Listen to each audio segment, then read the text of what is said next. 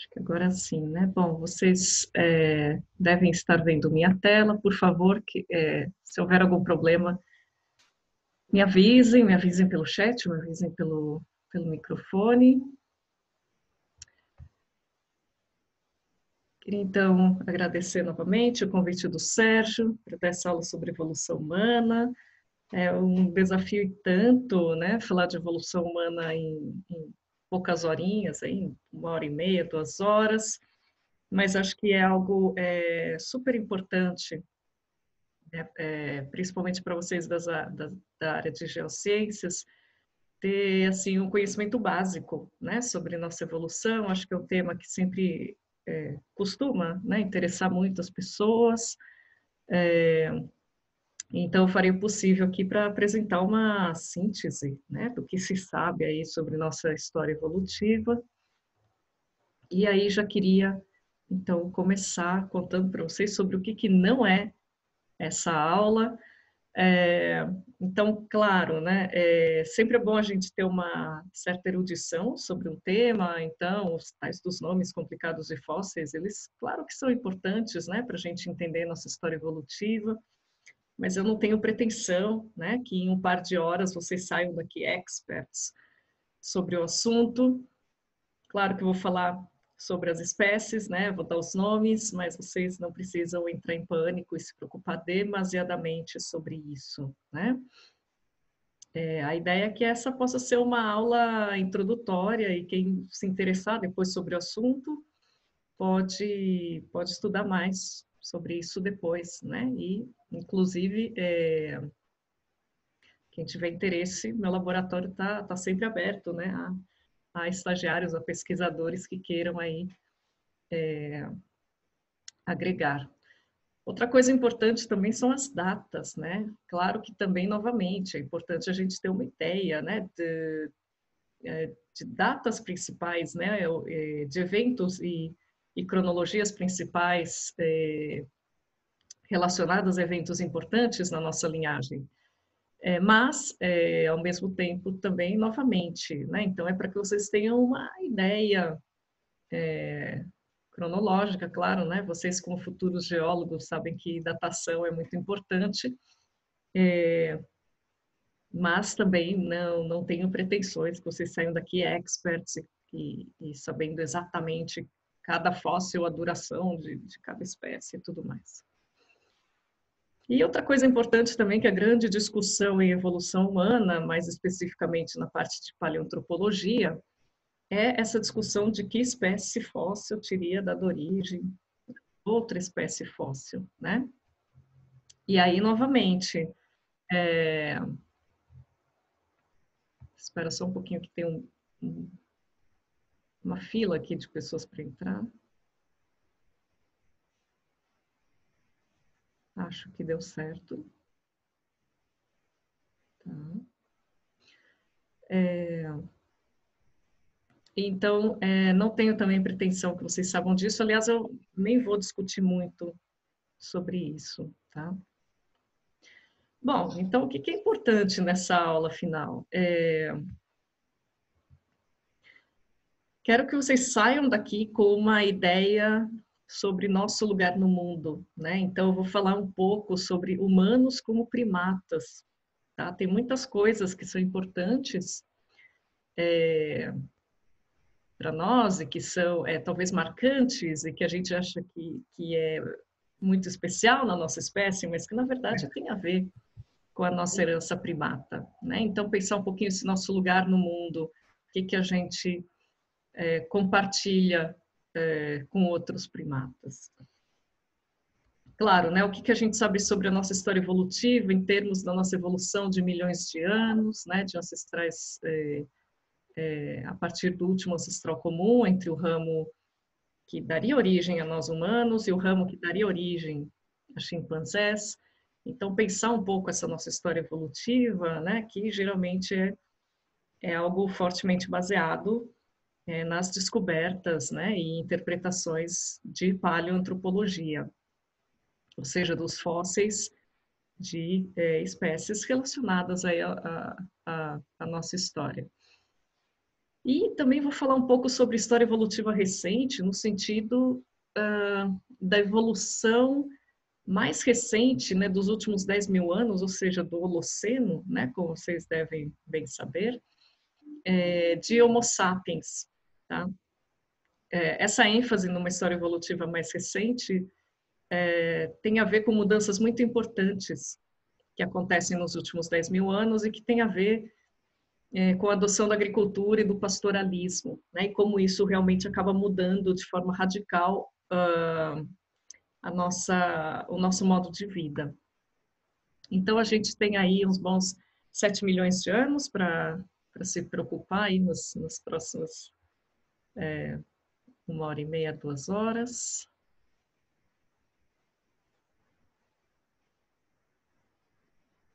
Um minuto que o meu PowerPoint travou um pouquinho aqui, vamos esperar um pouquinho. Deixa eu ver se saindo daqui.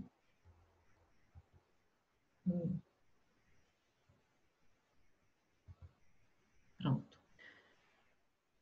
Bom, vocês talvez conheçam, né, essa analogia que tenta explicar, então, a história do nosso planeta, comparando com o que seria uma hora, né?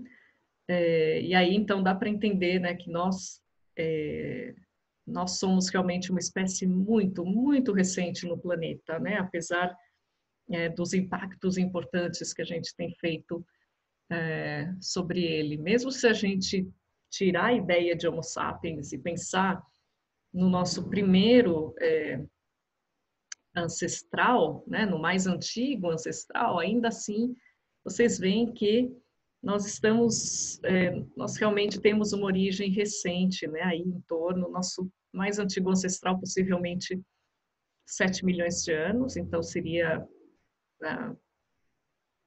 algo bastante recente, e nós, como Homo sapiens, surgimos mais ou menos, né, na África a partir de 200 mil anos, alguns pesquisadores falam em 300 mil anos. De qualquer jeito, nós somos realmente criaturas muito recentes nesse planeta. Outra coisa importante também é que se existe uma única coisa que vocês têm que sair da aula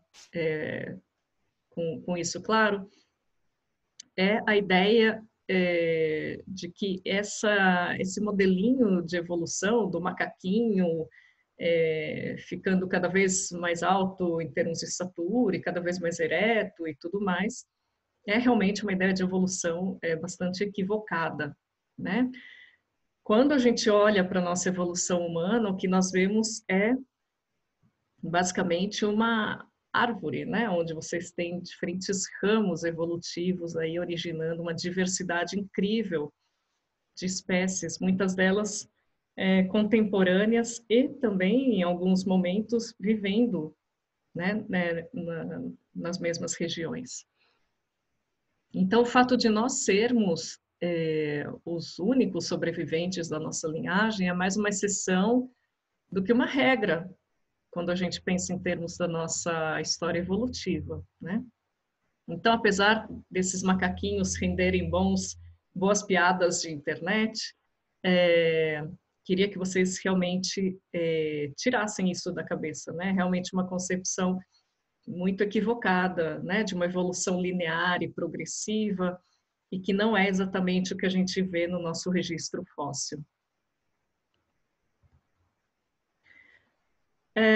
E então, uma última coisa importante antes da gente começar é também pensar, é praticamente impossível, né, a gente não olhar para a nossa história evolutiva e não ficar maravilhado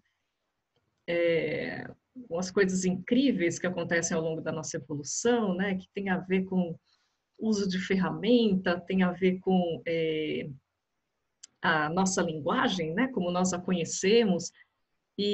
Mas então é importante pensar, né, que tudo isso são, claro, características e adaptações importantíssimas da nossa linhagem, mas que não são menos fascinantes do que a gente poderia pensar em termos de uma planta fazer fotossíntese, ou uma bactéria sobreviver em condições anaeróbicas, né, sem oxigênio, enfim.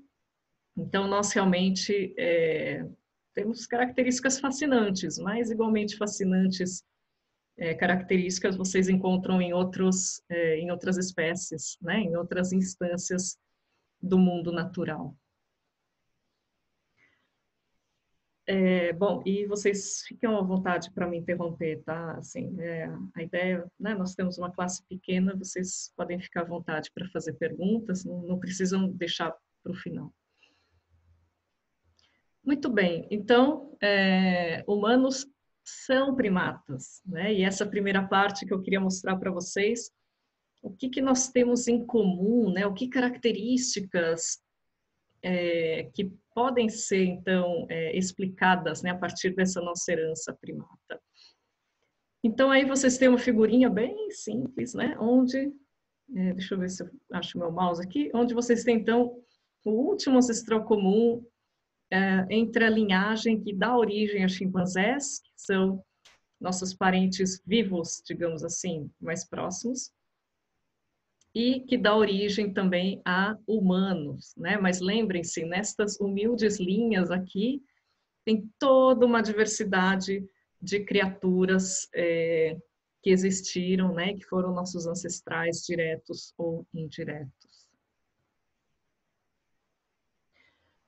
É bem difícil definir características para o grupo de primatas, né? Se eu pedisse para vocês me deem uma característica marcante de Chiroptera, né? Dos morcegos. Então, muitas pessoas iam falar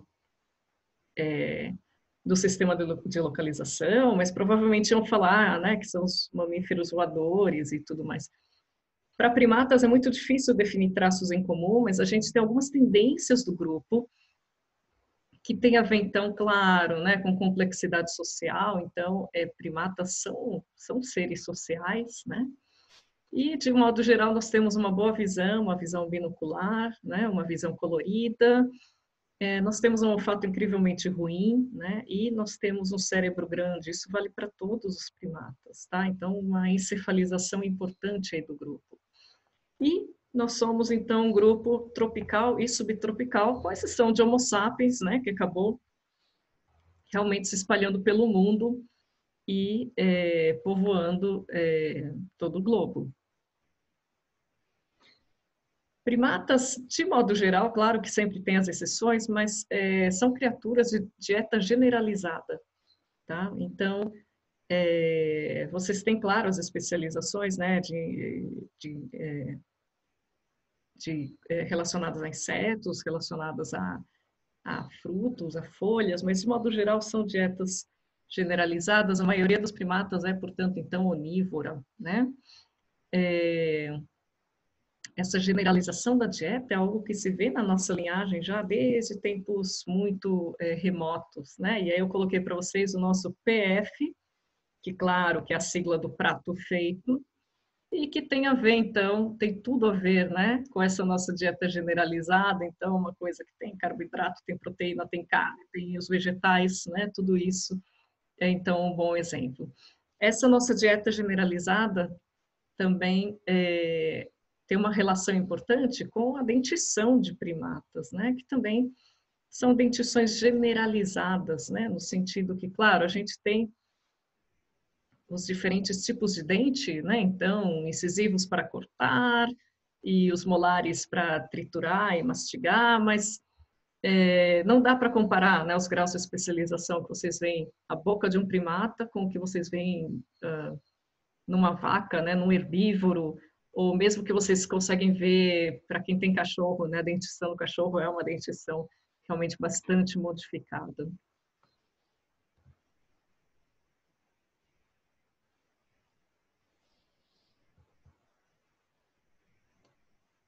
E o slide está um pouco adormecido hoje, né? Então, o meu computador está um pouquinho lento, estou aqui só esperando trocar o slide.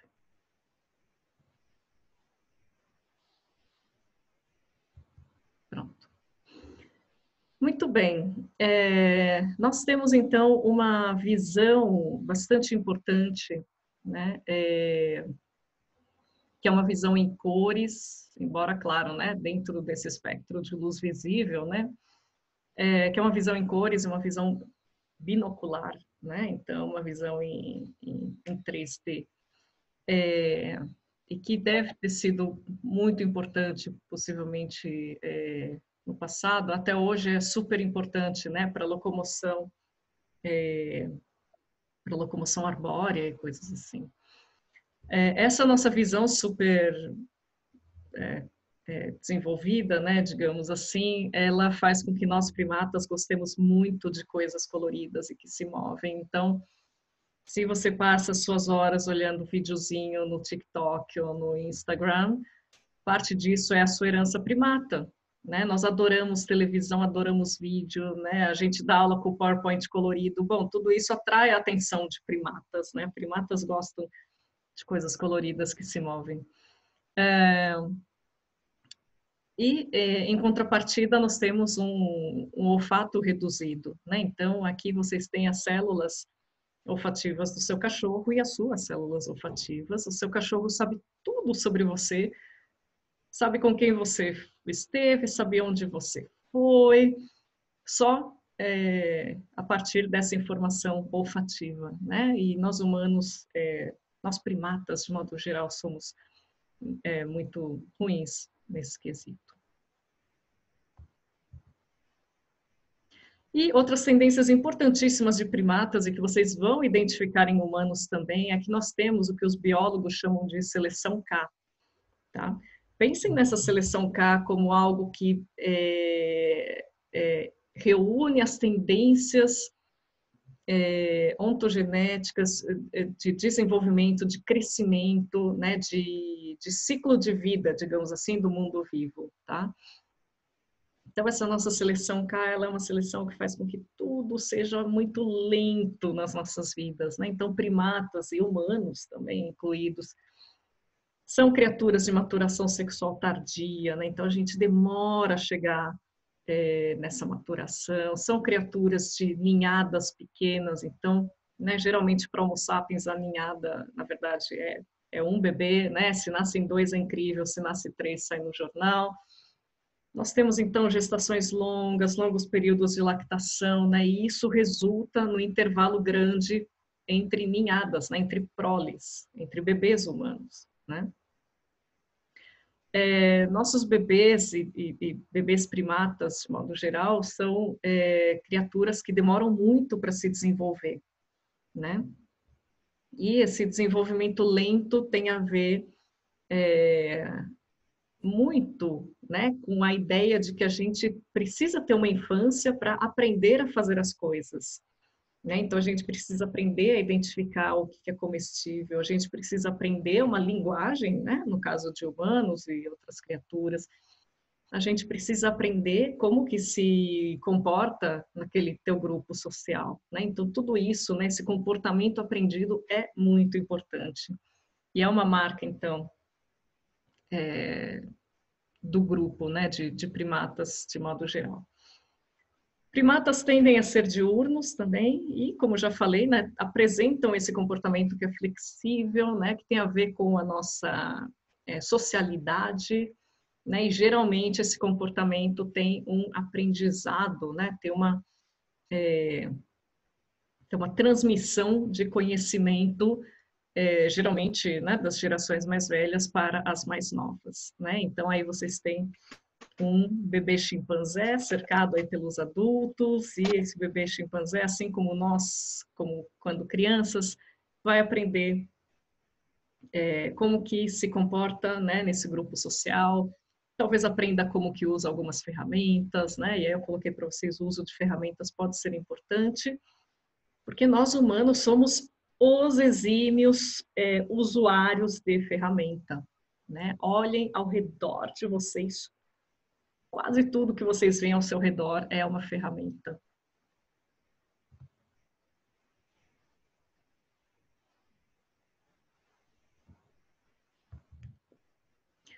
Muito bem. Tem uma característica que é talvez a característica mais importante, né, da nossa linhagem, da nossa história evolutiva, a característica que realmente marca essa nossa linhagem, que é a bipedia, tá? A bipedia é tão importante que a gente costuma representar personagens, né, que consideramos como semelhantes a nós de maneira bípede, né? Então, aí na figurinha vocês têm o Pateta e o Pluto, os dois são cachorros, mas o Pateta é bípede, né? Ele é bípede, ele usa roupas, ele tem um emprego, ele vai no restaurante, ele tem amigos como o Mickey, ele é gente como a gente, simplesmente porque ele é bípede. E o Pluto não, o Pluto é um cachorro quadrúpede, é um pet, né, um animal de estimação, não fala, né, não faz nada do que nós humanos basicamente fazemos.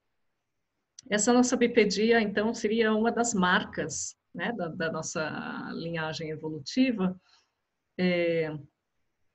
E então vocês vão ver que quando a gente tem os fósseis bem antigos, né, existe uma discussão grande se esses fósseis lá por volta de 7, 6 milhões de anos, se eles são ou não bípedes, né? Então, se os pesquisadores conseguem olhar para as características anatômicas e dizer esta é uma criatura bípede, então quer dizer que tais fósseis podem ser incorporados aí na nossa linhagem evolutiva, né? Caso contrário, não fazem parte, né? Então, realmente a bipedia é uma marca muito importante quando a gente olha para os nossos ancestrais. Essa bipedia ninguém sabe muito bem por que ela surge, qual seria a pressão seletiva, tem um monte de hipóteses a respeito. Provavelmente tem a ver com uma mistura entre uma eficiência maior de locomoção e talvez alguma relação com questões de termorregulação, né? Em termos da área do corpo que é exposta diretamente à luz solar. A questão, então, é que quando vocês olham para essas figuras, onde tem todos ou quase todos os fósseis descobertos até o momento, a gente pode dividir esses fósseis em 3 blocos, digamos assim, e é o que a gente vai fazer nessa aula. Então, a gente tem os primeiros fósseis que começam lá por volta de 7 milhões de anos, né? Esses são aqui os em verde na base da tela de vocês, tá? Então, são 3 espécies, não se sabe muito sobre elas. E há muita discussão se realmente cada uma dessas espécies é bípede ou não, né? É ainda um assunto a ser pesquisado. Mas se a gente assume que elas são parte da nossa linhagem evolutiva, então a gente tem que assumir que existe uma bipedia, né? E aí vocês viram que eu coloquei aí para vocês bipedia habitual. Por quê? Porque se supõe que esses nossos primeiros bípedes, eles seriam bípedes, né? Ou seja, andariam nas 2 pernas, mas também teriam como parte do repertório de locomoção uma locomoção arbórea eventual também, né? Então seria uma bipedia misturada, né, com locomoção arbórea. Então a gente fala que é uma bipedia habitual. Igualmente para o grupo seguinte, né, de fósseis que são os australopitecos e que a gente tem muita informação sobre eles, aí realmente se tem mais certeza, né, de que são bípedes, mas é uma bipedia um pouquinho diferente da nossa e que ainda tem um repertório arbóreo que faz parte, então, do conjunto, né, de modos de locomoção dessas criaturas. E quando a gente vai, então, para o gênero Homo, né, que é o nosso gênero, né, nós como Homo sapiens fazemos parte do gênero Homo, então nós já assumimos uma bipedia obrigatória, né? Então, assim, a maioria de nós é muito ruim para subir em árvores, que me dirá para se locomover nas árvores, né? E qualquer outro modo de locomoção é muito pouco eficiente, né? Então, você pode tentar caminhar por aí, plantando bananeira, de joelhos, andando de 4, mas não são métodos de locomoção eficientes. né? Então, assim, a gente fala que nós temos essa bipedia obrigatória, né? Como se a gente realmente fosse exclusivamente bípede, né? Esse é o nosso modo de locomoção.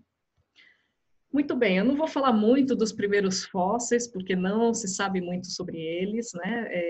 A gente fala que tudo desses primeiros fósseis caberia numa sacola desse tamanho, mais ou menos.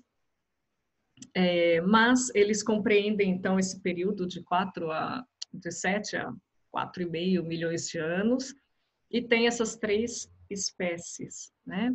É difícil saber a relação entre essas espécies, e é difícil também ter certeza, bom, nunca se tem certeza absoluta em ciência, mas é difícil realmente se ter evidências super conclusivas sobre a bipedia desses fósseis, né? Então tem muita discussão entre pesquisadores. Será que o Sahelanthropus tchadensis era realmente uma criatura bípede? Se tem evidência disso, né? Alguns pesquisadores dizem que sim, aí ele entra para nossa linhagem, né? Para nossa família evolutiva. Pesquisadores que acham que não era bípede, então ele já sai aí do nosso grupinho. E igualmente todos os outros fósseis que vocês estão vendo. O que é importante aqui é que depois desses primeiros fósseis, então, que tem essas 3 espécies, não se sabe muito, nós temos vasto conhecimento sobre o grupo que se chama Australopithecus, né? Então, Australopithecus é o gênero, e essas criaturas realmente eram bípedes com um comportamento misturado, né, entre bipedia e locomoção arbórea. Esses australopithecus, então, são criaturas, outra coisa importante, né, tudo isso é na África. Tá? Esses australopithecus são criaturas que vocês encontram em diferentes regiões da África, mais ou menos entre 4 a 1 milhão de anos atrás, né? E eles vão ter, então, essa mistura de modos de locomoção, né? Então, mistura a locomoção bípede com uma locomoção arbórea. São criaturas, então, que têm uma face prognata, né? Ou seja, uma face, vamos ver aqui com o mouse, uma face projetada, né? A partir, então, do que seria o neurocrânio, né?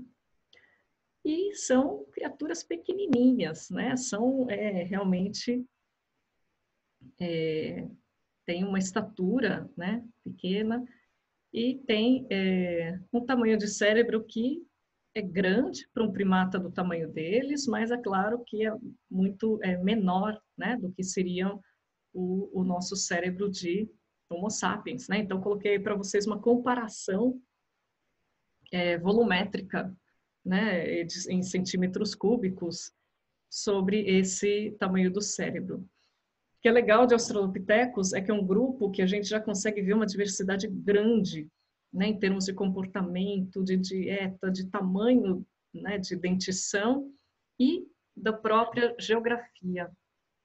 Né? Então, aí no mapa vocês têm a África e tem aí os principais locais onde foram encontrados esses australopithecus, né? Então, tem muitos sítios importantes no leste da África e no sul da África. Pronto, para quem sempre se perguntou se australopithecus são criaturas pequenas, vocês não me conhecem pessoalmente, mas eu estou longe de ser realmente um Homo sapiens de estatura incrível, né? Eu tenho 1,63 m, e vocês podem ver aí a reconstituição, né, feita por um artista, de um casal de australopithecus. Então, realmente são criaturas pequenininhas, né? Mas vocês já veem aí na reconstituição o andar bípede, né? E podem imaginar, então, que essas criaturinhas também conseguiam se locomover parte do tempo nas árvores também. O que é importante também desses nossos australopithecus, né, é que uma dessas espécies de australopithecus estaria relacionada às primeiras ferramentas de pedra lascada, tá? E isso é importante porque essa pedra lascada, ela meio que marca, né? Ela é assim um ponto importante na nossa história evolutiva, né? Em termos do que é o uso de ferramentas, né? E que, como eu já falei para vocês, olhem à volta de vocês, né? Vocês estão cercados de ferramentas, tá?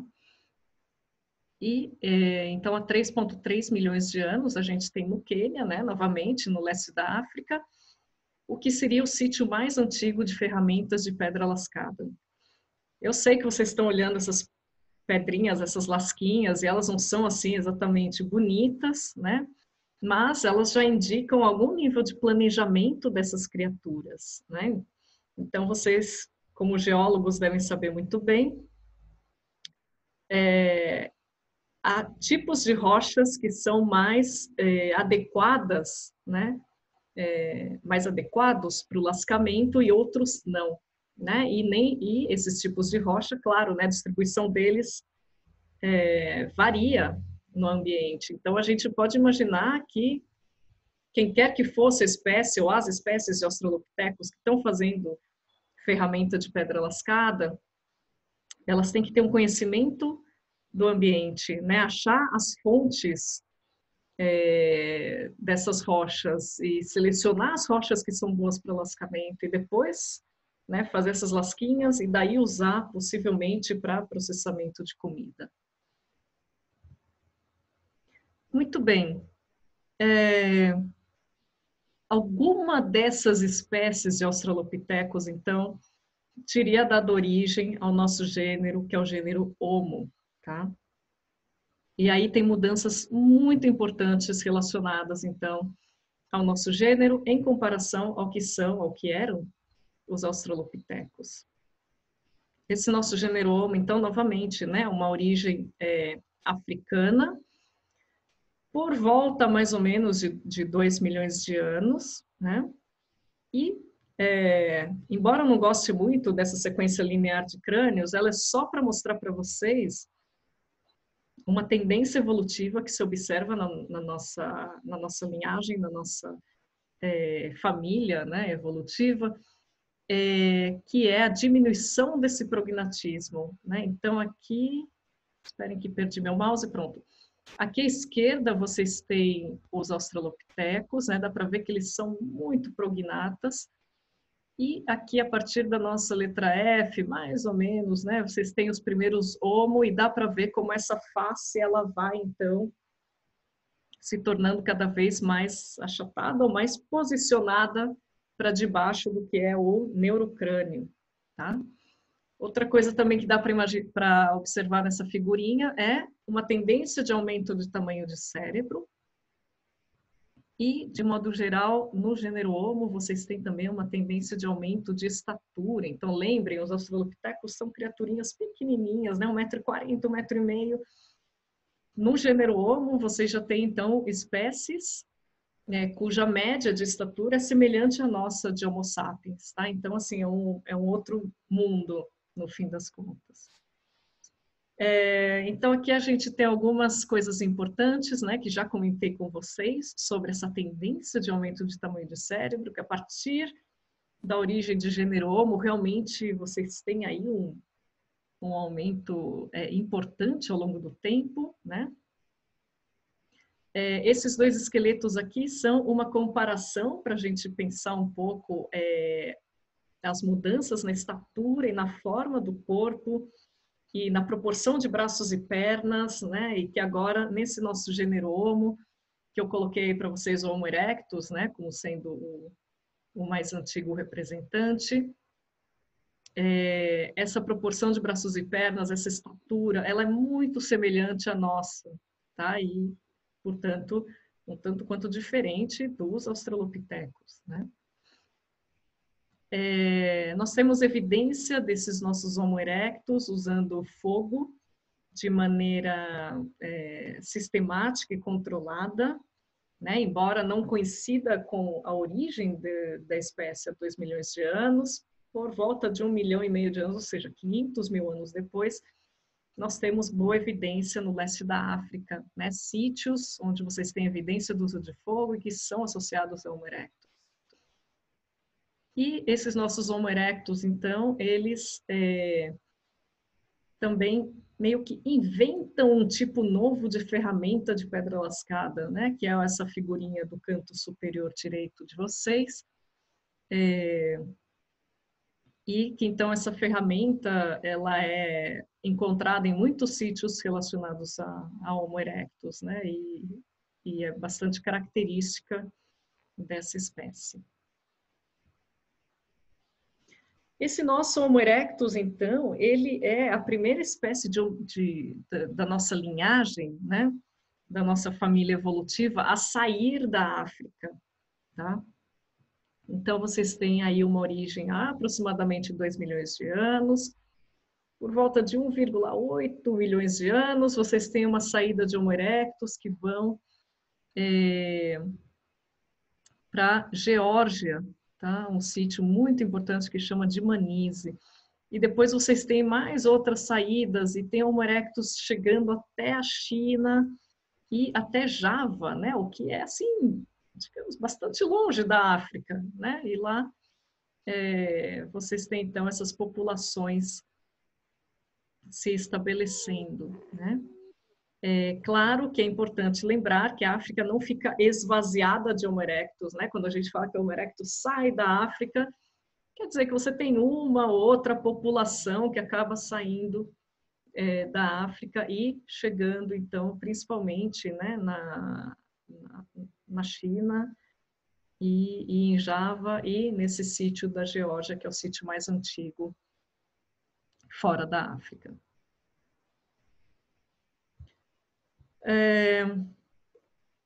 Então, novamente, né, uma população de Homo erectus, né, possivelmente na África, vai dar origem, então, ao que seria a espécie que é possivelmente ancestral comum entre nós e neandertais, tá? Então, pensem no ancestral comum, e aí pensem, então, dando origem a sapiens na África e a neandertais na Europa, tá?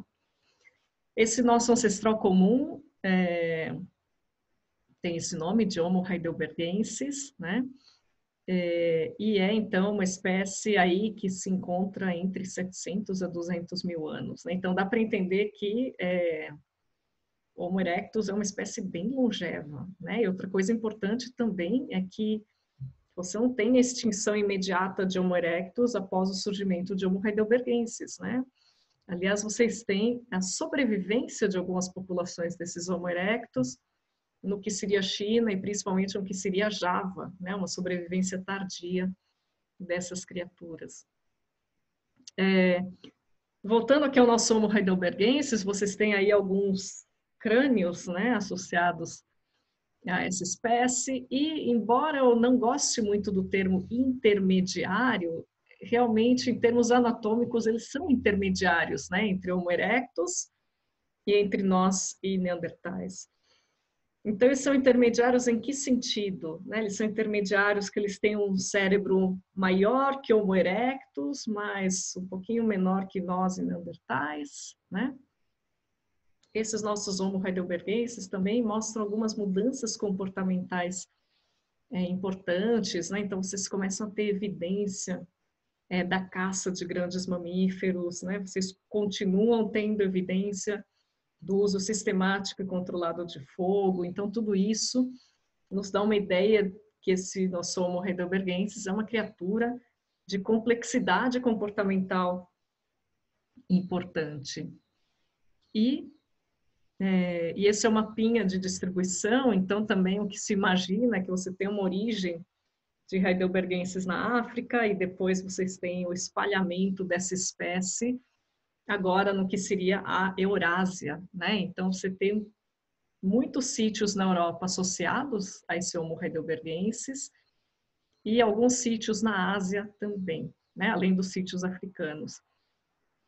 Então, a gente pode pensar que alguma população de Homo heidelbergensis na África dá origem a nós, Homo sapiens, por volta, né, de 200 mil. E alguma população de Homo heidelbergensis da Europa daria origem a neandertais, também mais ou menos por volta de 200 mil, talvez um pouquinho antes, 300 mil. Tá?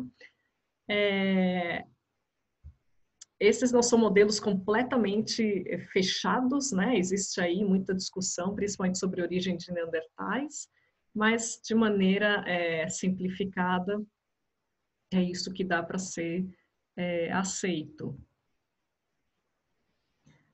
E aí, então, uma comparação, né, entre nós, sapiens, e os neandertais, né, também conhecidos como Homo neanderthalensis.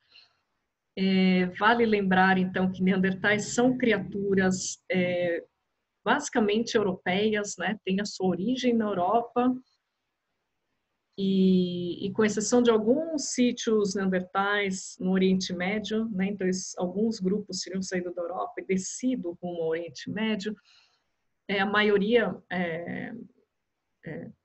maioria dos sítios neandertais realmente se localiza realmente na Europa.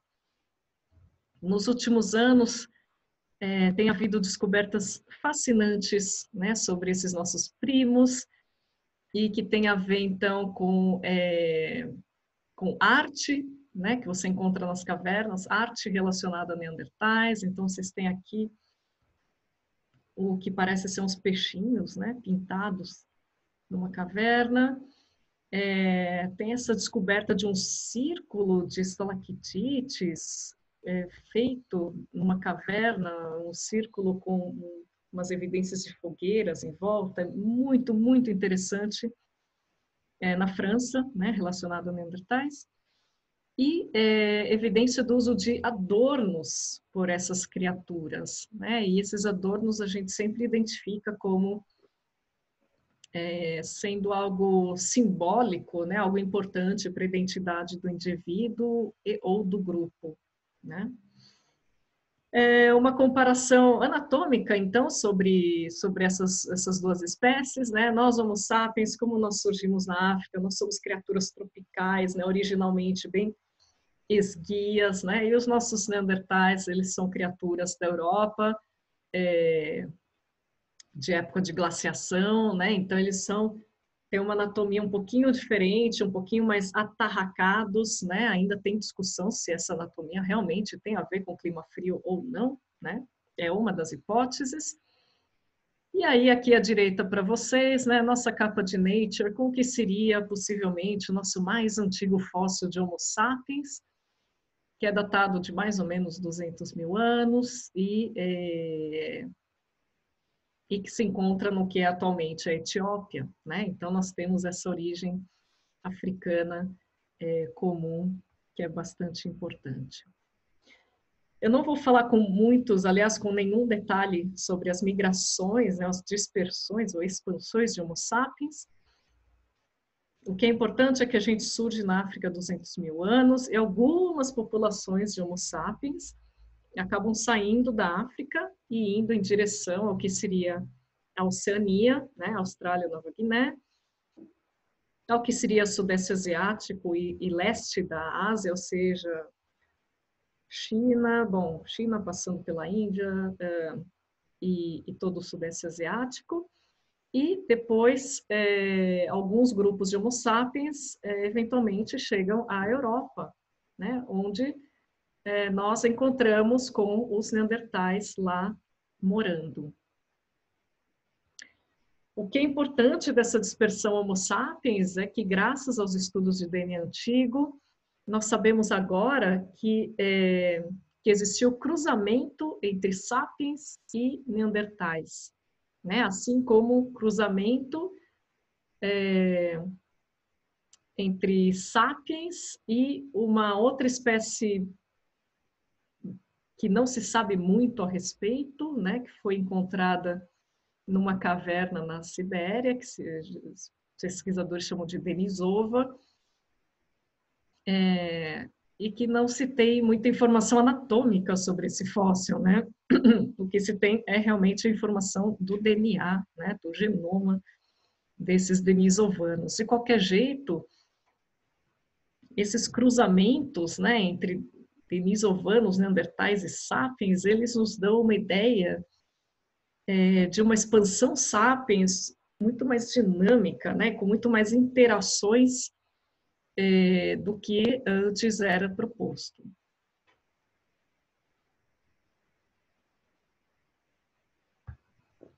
Pessoal, tudo bem? Alguma dúvida? Vocês estão muito quietos, né? Mas talvez seja um, um padrão, né? De sexta-feira de manhã, fim de semestre. Tá todo mundo meio cansadinho. Tá tudo bem, sim, professora. Ah, tudo bem. Não ter retorno, mas a gente está aqui acompanhando. Legal, obrigada. É, Sim, estamos aqui. Ah, desculpa. Foi esse estudo dos danos humanos foi um que saiu recente, né? Acho que ano passado. Não. Você pode. Tipo, do estudo com DNA dos denisovanos. É recente, né? Acho que ano passado. Eu lembro que eu vi uma notícia sobre isso. tem.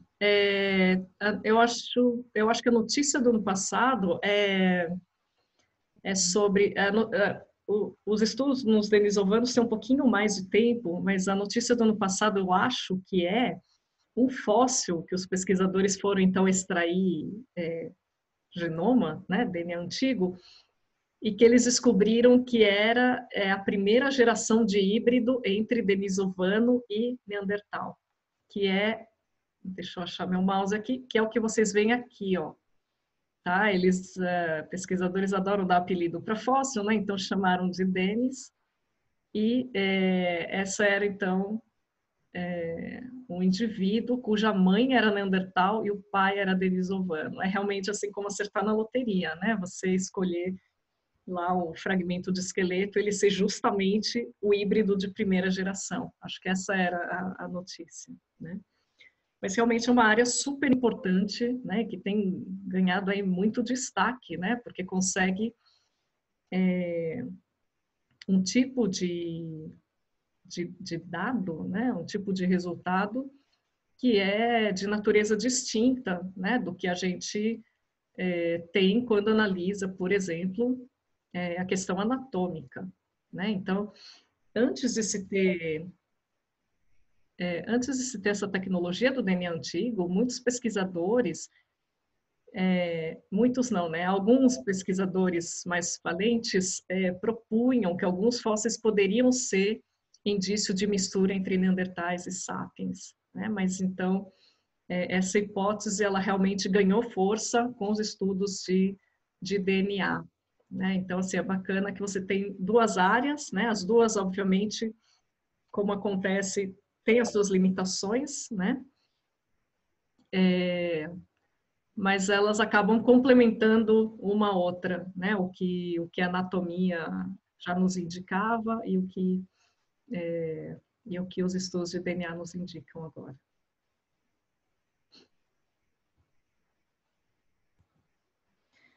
Bom, muito bem. E aí vou contar rapidamente para vocês um pouquinho. Oi? Tem um microfone aí aberto, vamos lá. Contar um pouquinho para vocês sobre essa nossa história evolutiva mais recente, tá? E apesar, né, tudo bem, vocês são geólogos e devem se interessar por coisas muito antigas, né? Mas o nosso Holoceno também tem aspectos muito interessantes relacionados à nossa evolução humana. E então eu coloquei para vocês uma cronologia extremamente resumida, né?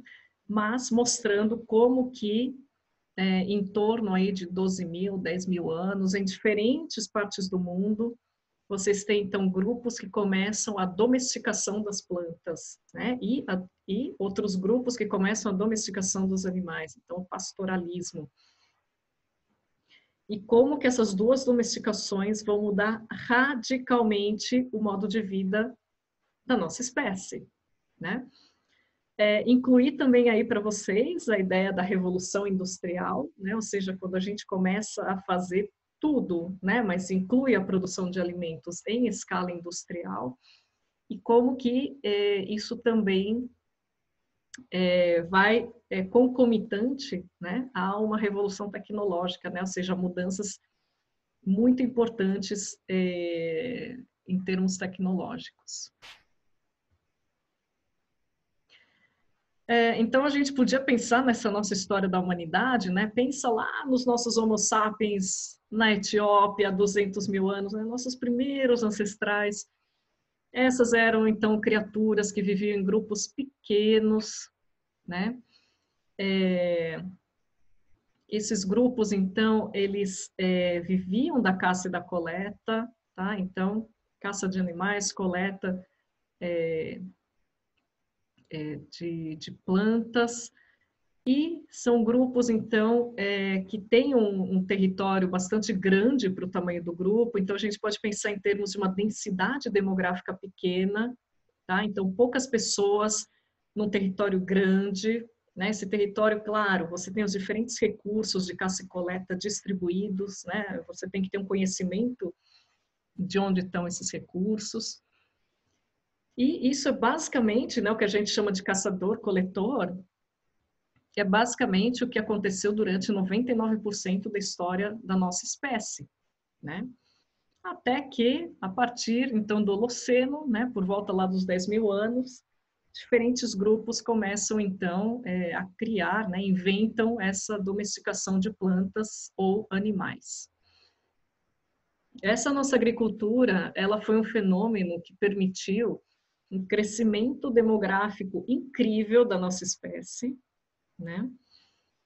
Permitiu uma sedentarização, então agora as pessoas estão meio que presas aos lugares onde elas estão cultivando as plantas, né? Então elas têm que cuidar daquele território, você tem que arar a terra, você tem que semear, você tem que aguar, você tem que tirar as ervas daninhas, você tem que proteger essas plantas de herbívoros, você tem que colher, você tem que guardar parte dessa colheita, evitar que outras pessoas venham e te roubem, enfim. Então, tudo isso faz com que você fique sedentário, né? Você fica meio que preso a um tal território.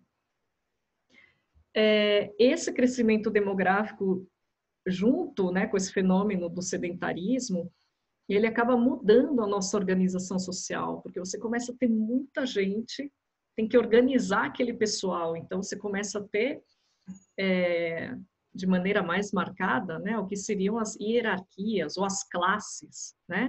E junto a isso, as especializações. Então, agora, você tem as pessoas que só se preocupam em plantar, mas você pode ter também a pessoa que vai fazer as roupas, que vai fazer as muralhas da tua cidade, que tem os sacerdotes, né?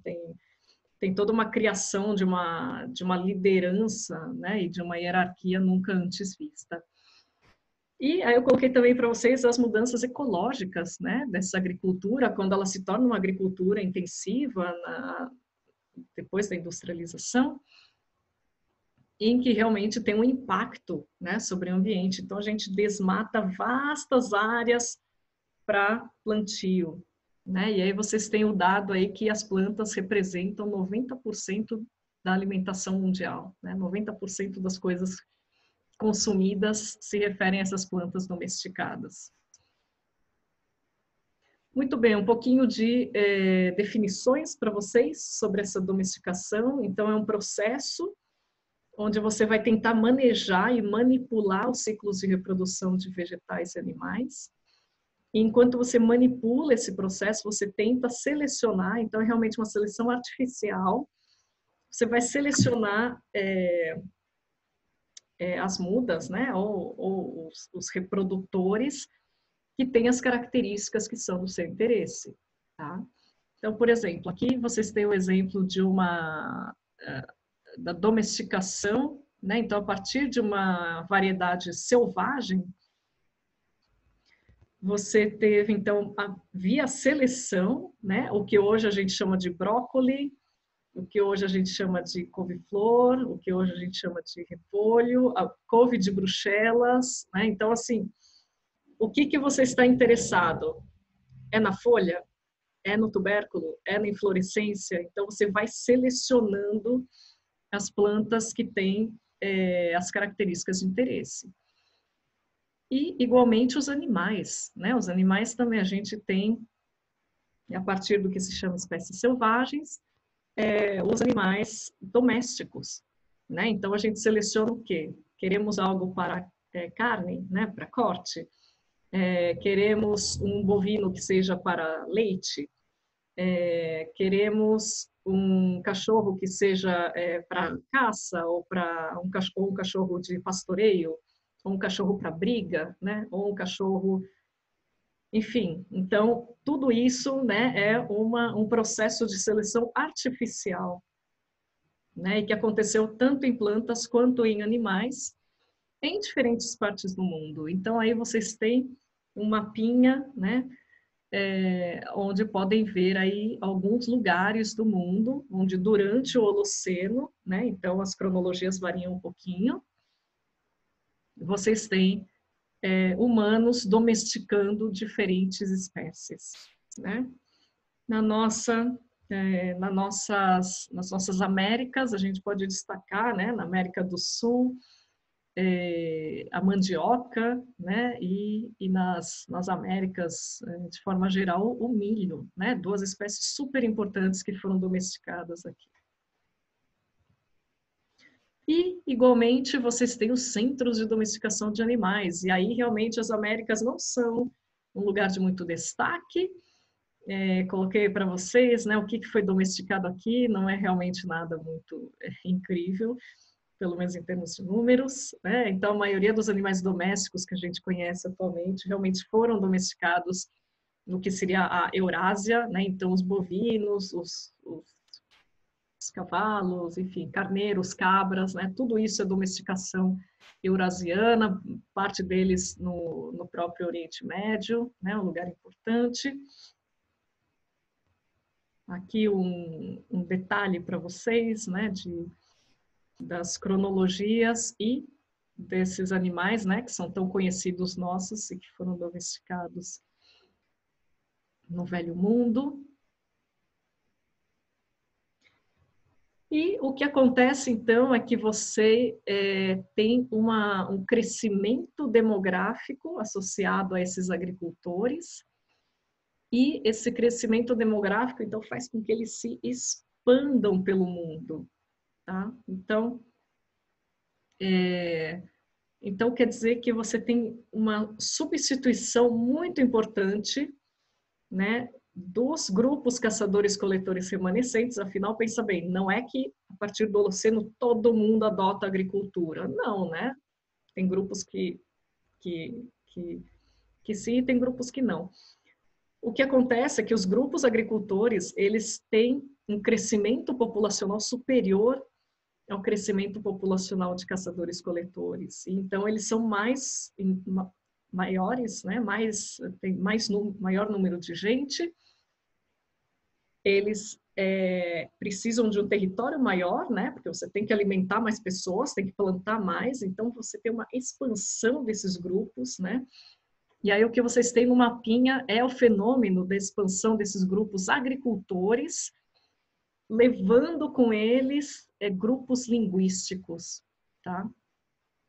Então, por exemplo, e aí olha como você consegue dividir o mundo em poucas cores, né?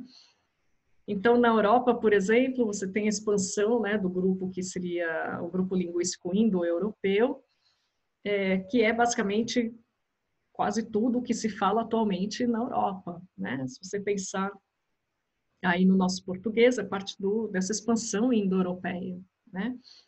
Olhem para a África também, né? Como a gente tem poucas cores na África, então são esses grupos de agricultores que se expandem e levam junto essas diferentes línguas, né?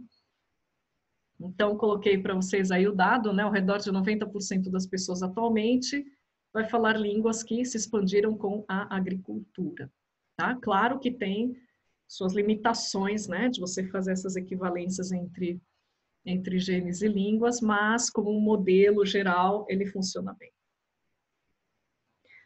O que é interessante é que as nossas Américas são um pouquinho diferentes nesse processo, né? Então, a gente tem maior diversidade de línguas nas Américas do que no Velho Mundo. Então, parece que tem um processo um pouquinho distinto daquele que acontece na Europa, na Ásia e na África, mas, de modo geral, você também tem expansão de grupos linguísticos associados à agricultura. Bom, e aí coloquei aqui para vocês em vermelho, né, assim, amarelo, vermelho,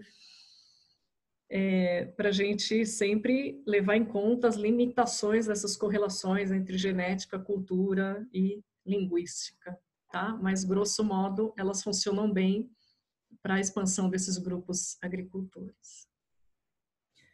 Muito bem, então você tem um grupo agricultor que tem um crescimento populacional grande, ele se expande, precisa sempre de mais territórios para plantar, e aí chega um ponto em que você começa a ter que organizar essas pessoas, né? Então não é mais um grupinho de caçador-coletor que todo mundo se conhece, né? Você então começa a ter o que seriam os primórdios da nossa civilização, né? Com assentamentos, com vilas, com cidades, né? Essas nossas cidades, então, elas precisam ter uma organização, né? Você tem, então, que ter um controle sobre o que acontece com esses alimentos, né? Então, esses alimentos, eles podem ser estocados, eles podem ser vendidos ou trocados, né? Com outras cidades, com outros grupos. Esse nosso crescimento demográfico também implica, né, numa hierarquização dessa estrutura social. Então, você tem a criação das classes, né? Coloquei para vocês aí a pirâmide social do Egito, que é algo que a maioria de nós deve conhecer, nem que seja assim de senso comum, né? Mas que vocês veem como tem uma grande classe, né? Onde você tem um status social muito baixo, né? Que seria a classe das pessoas escravizadas, depois seguida pelos camponeses, artesãos, comerciantes, etc, etc. Então, vocês têm a criação dessas classes elas têm hierarquias intrínsecas, né? E junto a isso, então, vocês têm as especializações. Então, se você tem uma vila ou uma cidade, você não pode colocar todo mundo para plantar. Então, vocês vão ter uma classe que é dos camponeses que vão plantar, mas vocês têm que ter uma classe que é das pessoas que trabalham na pedreira para fazer belas muralhas em volta da cidade, ou as pessoas que fazem as roupas, ou as pessoas que fazem o comércio, né? E as pessoas que defendem a cidade. Então, você tem a criação dos exércitos, né? Você tem o estabelecimento de maneira sistemática, né? Das guerras, né? Entre grupos. E vocês têm aquelas classes de nobres, de sacerdotes, enfim, que são poucos, geralmente estão ligados aí a uma ideia de ideologia, né? A ideologia deve ter sido importante, e até hoje ainda é importante, né? Para dar uma ideia de unidade daquele grupo, né? Daquela nação, daquele estado, enfim. Então, vocês têm aí os princípios, né, da centralização de poder, dos sistemas ideológicos que podem ou não envolver religião, tá? E algumas dessas civilizações, vocês começam a ter a presença, né, de expansões, né, de projetos imperialistas, a presença de escravos, né? Então, tudo isso começa aí com as nossas primeiras civilizações, né? E que são realmente um efeito daquela domesticação, né? de plantas ou animais lá no começo do nosso Holoceno. O que é importante também é que quando você coloca muita gente junta, e é claro, né, nesse contexto de pandemia, talvez nem seja necessário falar isso, né? Quando você coloca muita gente numa cidade, aglomerada, né, com alta densidade populacional, claro que, né, muitas doenças, principalmente as infecções agudas, né, elas se dão muito bem, né. Junte a isso a ideia de um saneamento deficiente, né, praticamente de uma ausência de terapias, né, de terapias medicinais para tratar doenças, né. E aí vocês podem, então, pensar em como essas doenças infecciosas agudas, que incluem gripe, sarampo, varíola, enfim, como elas realmente acharam um nicho importante nessas vilas, nessas cidades, né? E aí a gente pode pensar nas grandes epidemias da história, né? Então, incluindo as gripes, peste negra, né, na Europa, a epidemia da gripe, né, do começo do século XX, que agora muito se fala, né, dela, como elas realmente foram importantes em termos de uma seleção mesmo, né, de uma pressão seletiva em populações humanas de maneira mais recente. Isso para não falar, claro, né, das doenças que foram levadas, né, por europeus, tanto para as Américas quanto para a própria Oceania, né, Austrália, Nova Guiné, e que causaram realmente um colapso das populações indígenas naquela época. Parte dessas doenças, então, elas vêm oriundas, né, de animais que nós domesticamos, né? Então, assim, a domesticação dos animais, ela foi importantíssima para humanos adquirirem novas doenças, né? Que eventualmente passam dos animais para nós e conseguem também ser transmitidas entre humanos, né? Então, aí alguns exemplos de doenças importantes, né? Importantes até hoje, aliás, né? As gripes geralmente são de origem ou de criação de porcos, né? Ou de criação de galinhas até hoje. E que são doenças que, então, ao longo aí da nossa evolução recente, conseguiram se adaptar para esse nosso novo hospedeiro, né? No caso, nós humanos. O que é bacana quando a gente estuda, então, essas infecções, essas doenças na antiguidade, é que você pode ter, então, um documento, né, um registro muito rico disso, né, que é tanto o registro em termos dos esqueletos arqueológicos, né, pré-históricos, que você consegue estudar e ver evidência de doenças, quanto também o registro, que pode ser um registro escrito, né, um documento escrito, ou pode ser uma iconografia, né? Então, esse exemplo do Egito, ele é interessante. À direita de vocês têm aí a representação de um indivíduo com uma perna bem fininha, possivelmente uma representação de poliomielite. E à esquerda vocês têm um indivíduo mumificado, né? Isso é o Egito, tem um monte de múmia. O que vocês veem na figura é o colapso de uma vértebra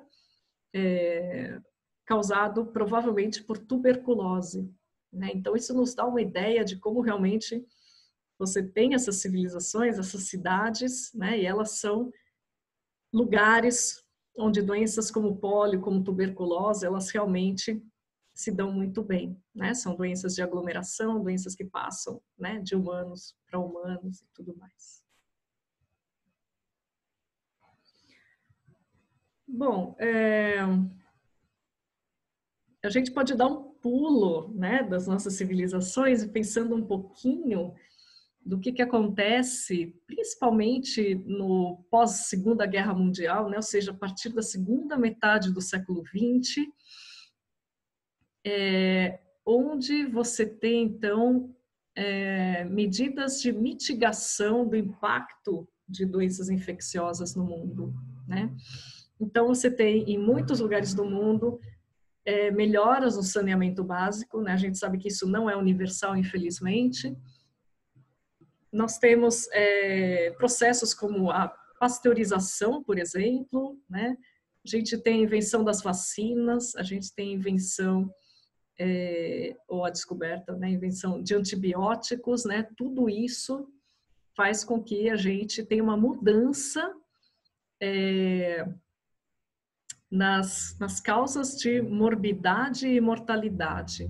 Tá? Então, isso aqui é um gráfico já um pouquinho antigo, né, mas que mostra aí do começo do século XX, isso é o Chile, mas podia ser qualquer outro país, onde vocês têm aqui como causas de mortalidade muitas doenças infecciosas, né, então a tuberculose, né, infecções respiratórias, outras doenças infecciosas. Então, infecções realmente desde as nossas civilizações lá do Egito, da Mesopotâmia, da Mesoamérica, né? Desde então até meados do século XX, infecções realmente eram causa de mortalidade e morbidade muito importantes, né? Lá para o fim do século XX, então, 1999, né, a gente vê uma mudança em que as pessoas, ou a maioria delas, né, dependendo do teu extrato social, do teu acesso à saúde e saneamento, a maioria delas não morre mais de infecção, mas aí vai morrer do que a gente chama de doenças do desajuste, né? Então, doenças que têm a ver com mudanças importantes no estilo de vida, tem a ver com mudanças importantes na nossa dieta, né? Mudanças nos níveis de atividade física, né? Então, vocês veem aqui cânceres e doenças cardiovasculares como sendo as principais responsáveis aí pelas mortalidades e morbidades. Já desde o começo dos anos 2000, né, muito se fala sobre as doenças emergentes e reemergentes no mundo, né? E isso tem a ver, claro, né, com a nossa ideia de ter um mundo globalizado, em que você pega um avião em poucas horas você está do outro lado do mundo, né? Então tudo isso, essa comunicação, esse comércio, essas viagens, claro, elas são super úteis, né? Mas elas também implicam que doenças podem se espalhar numa velocidade incrível, né? Então, olhem esse mapinha de 2004, né? E aí nesse mapinha a gente reconhece algumas doenças que, à época, elas eram tidas como com algum risco de voltarem a ser importantes e que agora elas são de fato importantes, né? Então, se a gente olhar aqui para a nossa América do Sul, olha aqui a nossa dengue, olha aqui a nossa febre amarela, né? Enfim, então, você tem, a partir dos anos 2000, um pouco desse fenômeno de doenças, ou doenças novas, ou doenças que se pensava que estavam sob controle, mas que eventualmente podiam fugir do controle, como é o caso aí da nossa dengue, da nossa febre amarela. Vocês veem que não tem nenhuma menção à Zika, né, que depois se tornou tão importante para nós também, enfim. Então, o que eu queria aqui fechar um pouquinho com vocês é essa ideia de como você tem mudanças radicais no estilo de vida, né, a partir da adoção da agricultura. Então, a gente tem nossos primeiros agricultores, né, com um problema muito grande, né, por serem, então, agora populações onde doenças infecciosas vão realmente achar um nicho perfeito, né, para proliferação. Nossos primeiros agricultores também, né, você tem aí, então, um aumento de densidade demográfica, aumento do número de pessoas, né, e isso eventualmente acaba levando a essas vilas, a essas cidades, né, nas cidades você tem que organizar essas pessoas, né, então você tem que criar especializações, classes, né? Essas classes vão implicar numa hierarquia, né? Embora essa hierarquia, em termos práticos, ela seja bem questionável, né? Assim, então, em termos hierárquicos, talvez sacerdotes geralmente são muito mais importantes do que campesinos, mas em termos práticos a gente se pergunta se realmente é isso, né? Agora com a nossa epidemia a gente entendeu, né, a importância dos funcionários relacionados à limpeza, por exemplo, né, que às vezes nem são muito lembrados no nosso dia a dia, mas que são essenciais para manter uma cidade funcionando, né, ou o motorista de ônibus, ou o enfermeiro, enfim, tudo isso tem sido importante, né, para a gente repensar as importâncias dessas nossas hierarquias.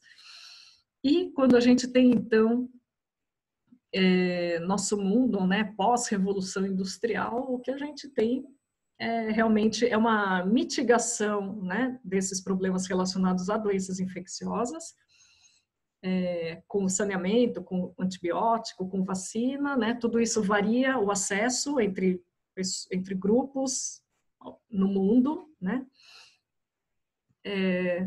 mas também a gente tem uma espécie de uma explosão demográfica, né, e muitos problemas aí com o que a gente fala que são as doenças do desajuste, que tem a ver com diminuição de atividade física, né, por causa das tecnologias. Então, a gente agora tem carro, mesmo para agricultores, né, tem toda uma mecanização da agricultura, né, e que é associada a essa nossa pós-revolução industrial. E, é claro, tem os impactos absolutamente devastadores no ambiente, né, ao ponto... vocês, alunos da GEL, devem estar a par, né, dessa discussão, ao ponto da gente querer criar uma nova era, que seria o antropoceno, né, porque, de fato, a gente está conseguindo mudar o planeta de uma forma absolutamente radical, né, e, assim, de uma forma muito, muito, muito importante. Eu queria encerrar, né, a aula com essa discussão se humanos continuam evoluindo, porque a impressão que dá é que a gente tem tanta tecnologia hoje em dia, né? Eu acabei de falar para vocês, nós mitigamos os efeitos de doenças infecciosas a partir de saneamento, de vacina, de medicamento.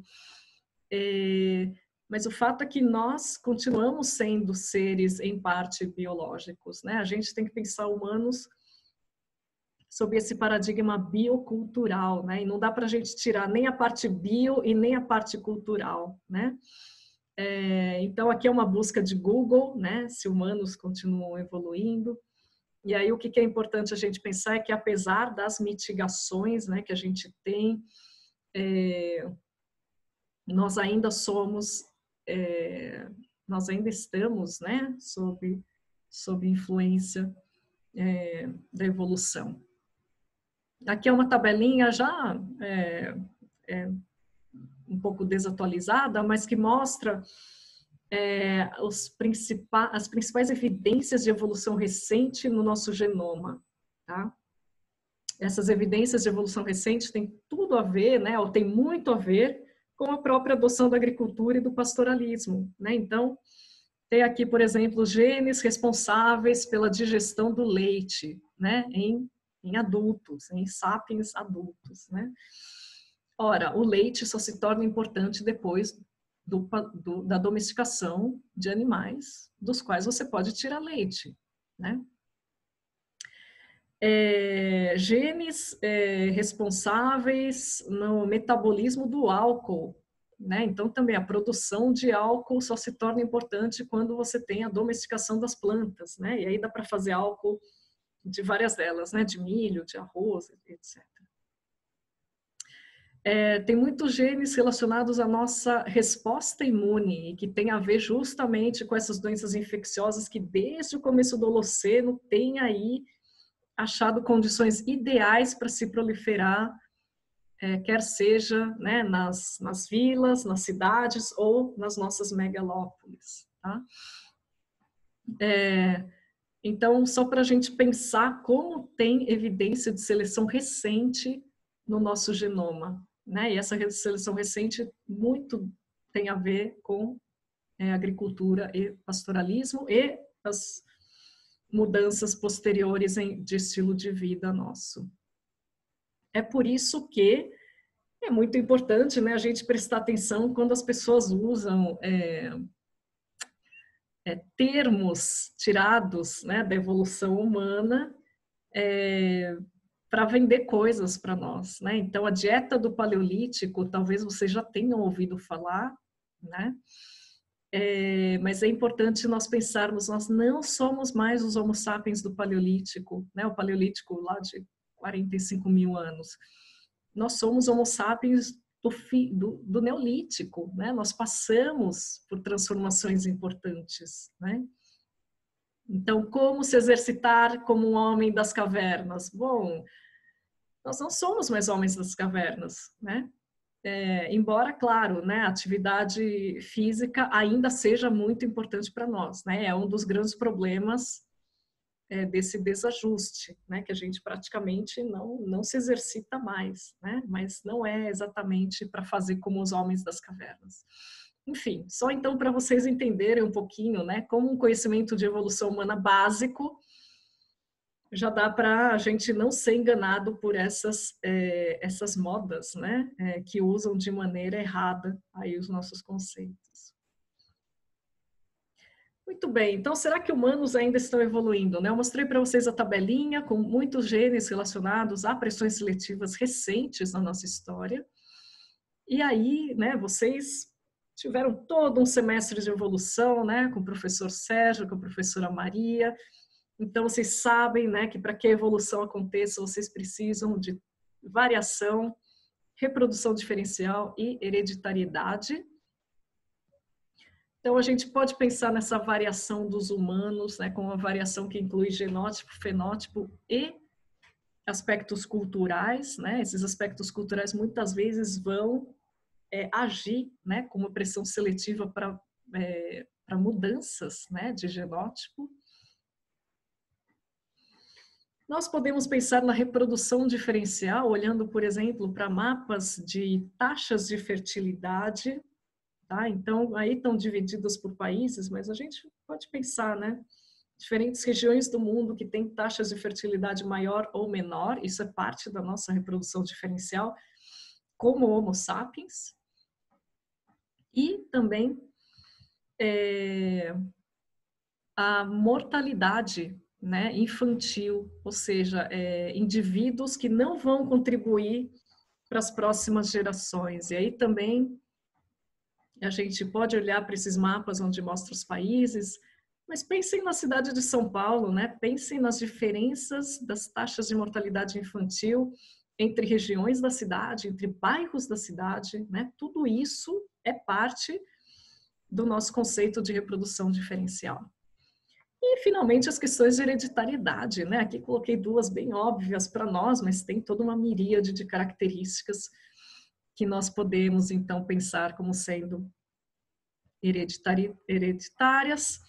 E, com isso, né, queria encerrar a aula reforçando a ideia, né, de que, apesar da gente ter muita tecnologia, muitos modos de mitigar, né, alguns problemas, né, incluindo aí as nossas infecções, incluindo problemas de saúde, ainda assim nós, humanos, continuamos evoluindo, né, e assim vai ser até a nossa extinção, que não sabemos muito bem quando que vai acontecer. Perguntas?